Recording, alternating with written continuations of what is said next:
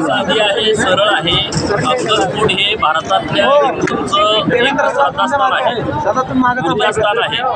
अक्कलकोटमध्ये श्री स्वामी समर्थ महाराजांचं पवित्र मंदिर आहे आणि देशाच्या कानाकोपऱ्यातून जेव्हा हिंदू दर्शनासाठी येतो तेव्हा पंढरपूर, तुळजाभवानी,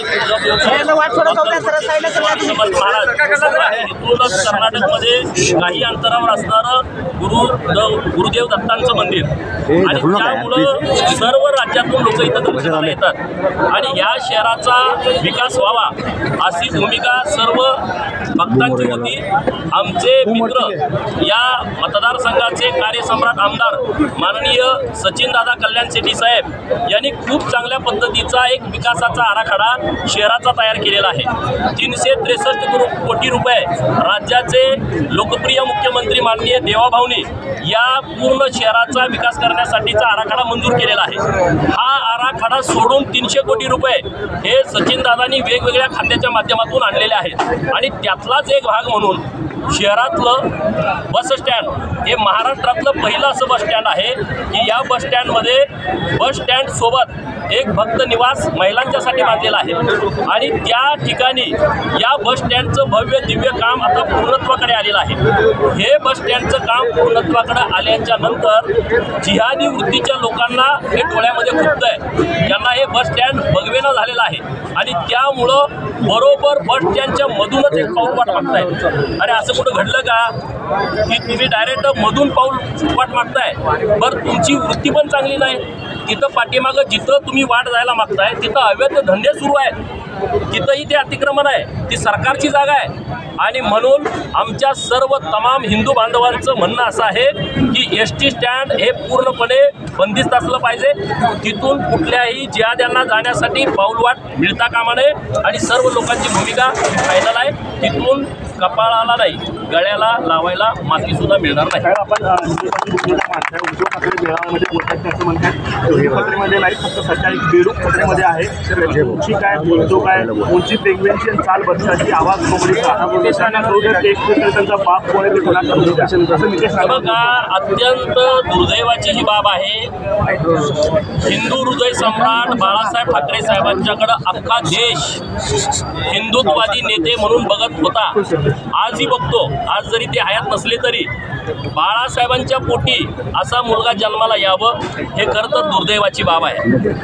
आमची आई म्हणते, आमची आजी म्हणायची की आपल्या घरातलं कुणी माणूस मारलं तर ते स्वर्गातून सगळं बघत असतं, त्यांना सगळं कळतं आपण काय करतो काय. ही जर आमची आई आजी म्हणते ती गोष्ट खरी असेल तर बाळासाहेब स्वर्गातून बघत असतील तर तेव्हा त्यांच्या मनाला किती वेदना होत असतील की माझ्या पोटी मुलाच्या पोटी किरसोनी, आपल्याकडे गावाकडे म्हण आहे, अशा पद्धतीचा पुत्र त्यांच्या पोटी जन्माला आलाय. हिंदुत्वावरती आज इतकं मोठं वातावरण देशभर तयार झालेलं आहे आणि त्यांचा सर्वांचा आदर्श बाळासाहेब असताना त्यांचा मुलगा अशा पद्धतीनं दुर्दैवी बोलणं हे खरं तर त्यांना शोभणारं नाही. त्यांनी आता मताच्या राजकारणासाठी या दाड्या कुरवाळणं बंद करावं, लांगून चालन करणं बंद करावं हेच आपल्या माध्यमातून त्यांना सांगायचं. अजित पवारांनी आणखी उद्धव ठाकरेंनी आणखी टीका केली. राजकारणात ज्यांना पोरं होत नाहीत ते आमच्यावर टीका करतात. तुला पोरं होत नाहीत त्याला आम्ही काय करू, किती पाहिजे तेवढी पोरं घे. भाजपला स्वतःची पोरं नाहीत त्यामुळे त्यांना अशी पोरं घ्यावी लागतात. अशा पद्धतीनं उद्धव ठाकरे भाजपमध्ये करतात. बघितलं किती पोरं निवडून आलेत भाजपची, त्याचा आकडा तुम्ही बघितला का? आज तुम्हाला घरात बसायची काय वेळ आली आहे? भाजपमुळंच आली ना.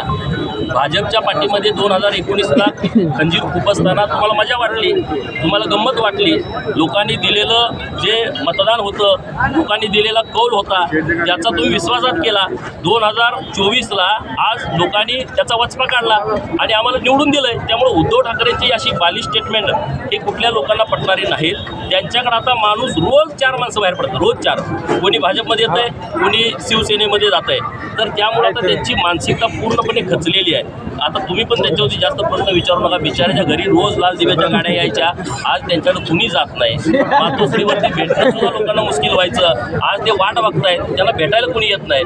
त्यामुळे भाजपची आता कुणी माफं काढण्यात वेळ वाया घालू नये. माळेगावची निवडणूक आहे आणि अजित पवारांच्या ताब्यात असलेली DCC बँकेचे काल रात्रीपर्यंत चालू. अरे बाबा, आता हिंदुत्वाचा विषय सुरू आहे, त्यामुळे आता इकडं तिकडं तुम्ही आमचं लक्ष विचलित करू नका. जय श्रीराम.